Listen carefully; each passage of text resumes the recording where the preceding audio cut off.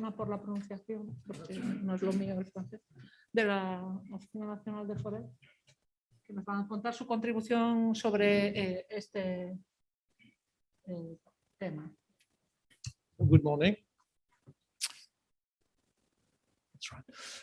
So I'm going to present you the work ONF has been doing within the EPyRIS project.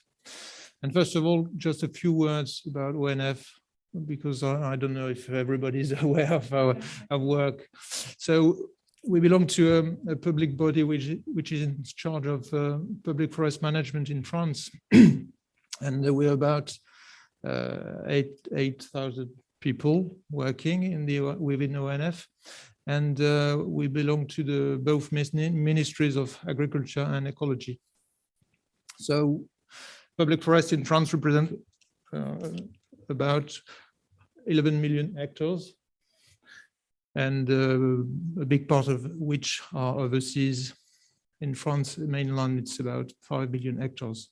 So I'm not going to talk about forest management and public forest management today, just to say that ONF has also 3 additional missions dedicated to natural hazard prevention, which are divided into mountain area restoration, which is quite an old mission coming from the 19th century, with prevention of avalanches, debris floods, falling rocks, etc. We've got another work to do in the Atlantic coastal area with the protection of dune courts.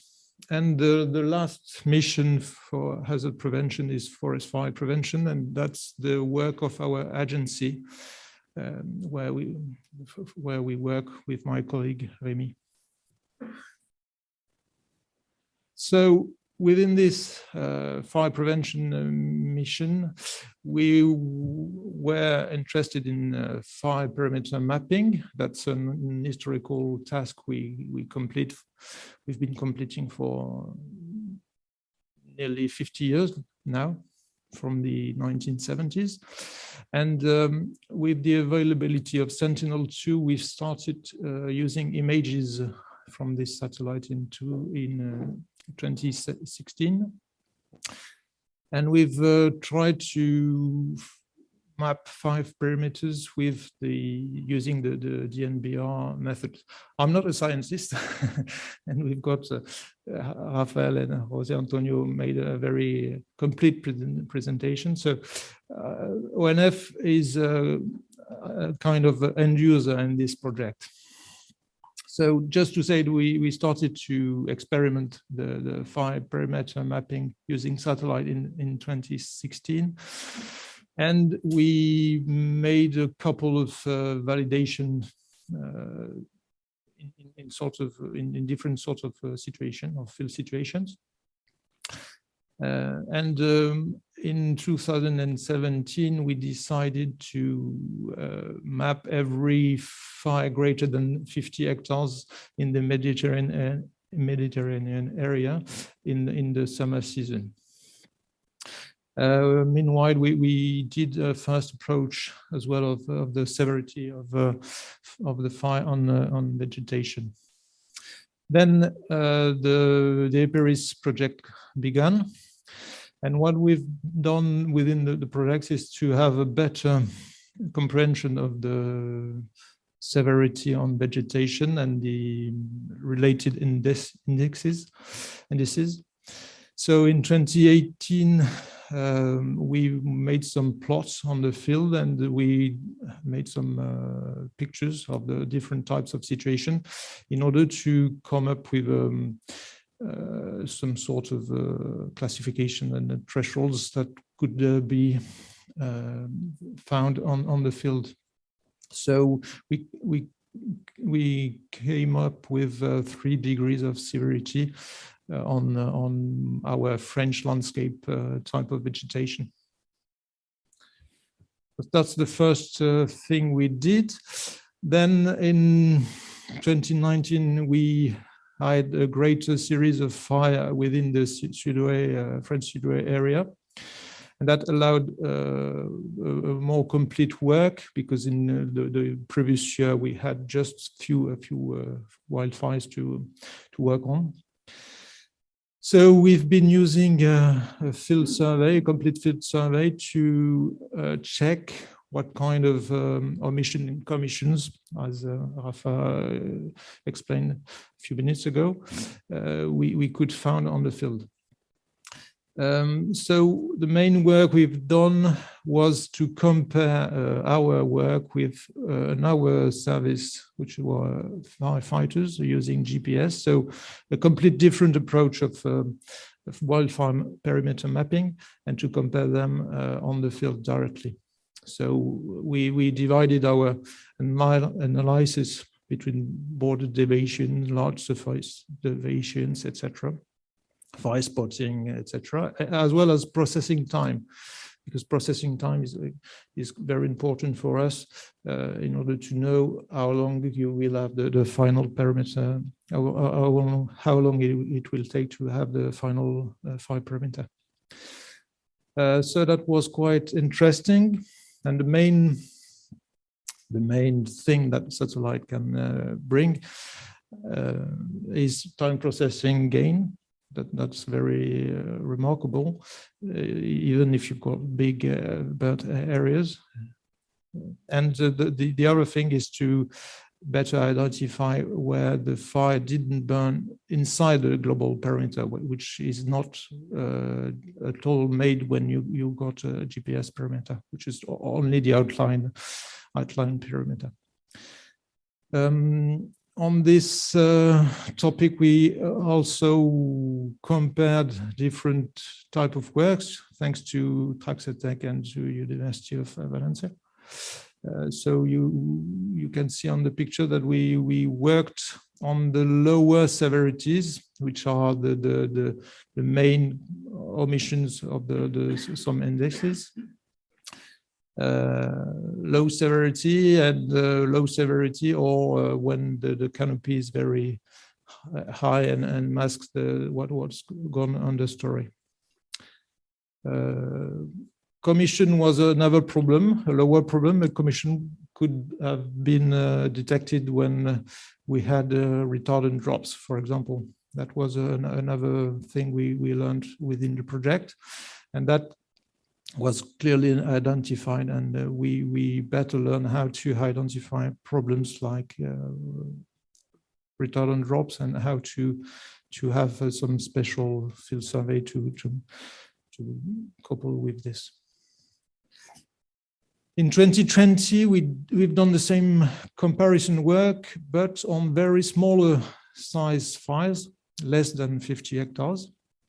So that the main objective was to define the lower size threshold under which it was not interesting to make a satellite perimeter.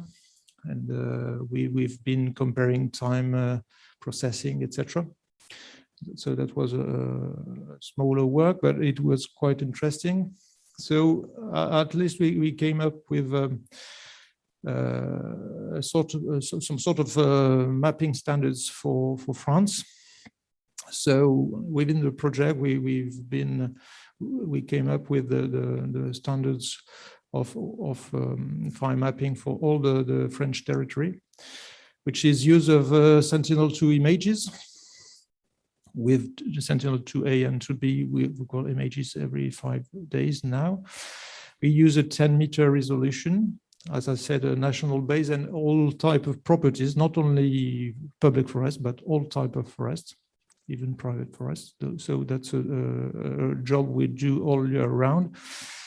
Eventually, in winter conditions, the work can be harder because of shadows, etc. And as Alvaro explained, because of the time between pre-fire and post-fire images.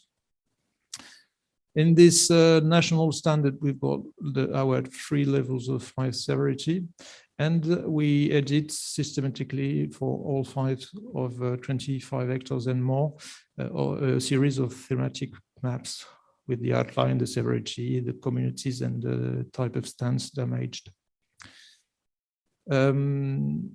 So to give you an idea, from 2019, we've done this work on a national base. So that fires of 25 hectares and more are only a few % of all French wildfires, but they represent more or less 80% of all bird areas. So that's a very good work to be done for our ministries to have a great idea of what areas are really damaged by forest fires. Within the project, we've done some improvements as well on the fire severity mapping. So we tend to have a greater approach of preferred types of vegetation stands. Raphael showed a work on big classes of vegetation, and we, as foresters, we wanted to go a bit further and to have a better comprehension of what type of stands were affected and what type of severity that can identify can help to identify short-term vegetation resilience and highlight the most damaged areas in terms of post-fire vegetation response. So that's quite a very good tool to identify where we got to do something. Let's talk about further developments now. What we used to do in France after fires is to not to consider erosion problems. I'm very sorry about this, and Christina and Jacob helped us to implement some erosion field plots in order to compare different mitigation techniques. And I must say we are not very good, or we're not good at all at tackling erosion problems in France, post-fire erosion problems. So that was very interesting for us in order to know how to identify places and how to put these plots and how to compare different techniques. The only technique to mitigate erosion in France is barriers. And as Jacob said, it's really a local effect, and it's not a great effect. We also learned how to have a first assessment of fire severity on soil. That was very new for us. We also try to have a better understanding of watersheds impacted in the watershed mapping within the fire perimeter to identify affected areas and with soil loss problems.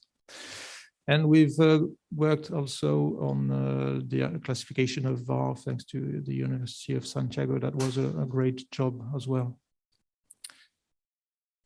Well, two final slides. I want to say that we've been compiling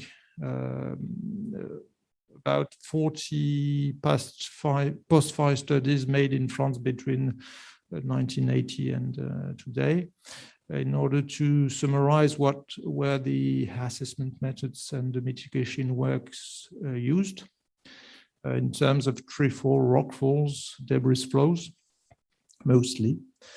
And we have completed this work with a regulatory and a technical framework, and we've benefited from improvement from EPyRIS to give advices.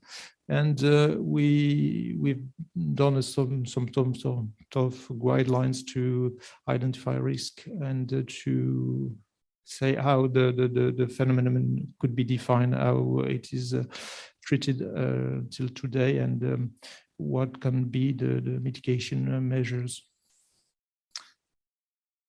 The next step for us is to, that's we're still in progress, is to embed EPyRIS software developments within our series of maps we did for the ministries. So we are going to to make them validated by our ministries in order to have a complete view of each fire of 25 hectares and more in France in terms of post-fire risk. So this rapid assessment will mainly be dedicated to the quick identification of emergency response where it is needed, in order to see what kind of structure can put it in place, like communities or ONF when it's public forest. And that's a work we is still in progress, but we are very confident that it will be a good work for the next years. So that's it for me. I would like to thank you all for this very interesting project for us, especially Traxa and the leadership of Alvaro, which was very good and constant despite the pandemic.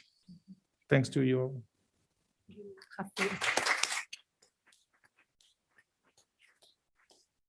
We also want to thank you in the name of all the partners, because it was a great experience to work with you and learn of your experience in the practical, your technical vision that is, I think, is an example for the rest of groups in the project. So thanks and extended. Well, I think you and your group.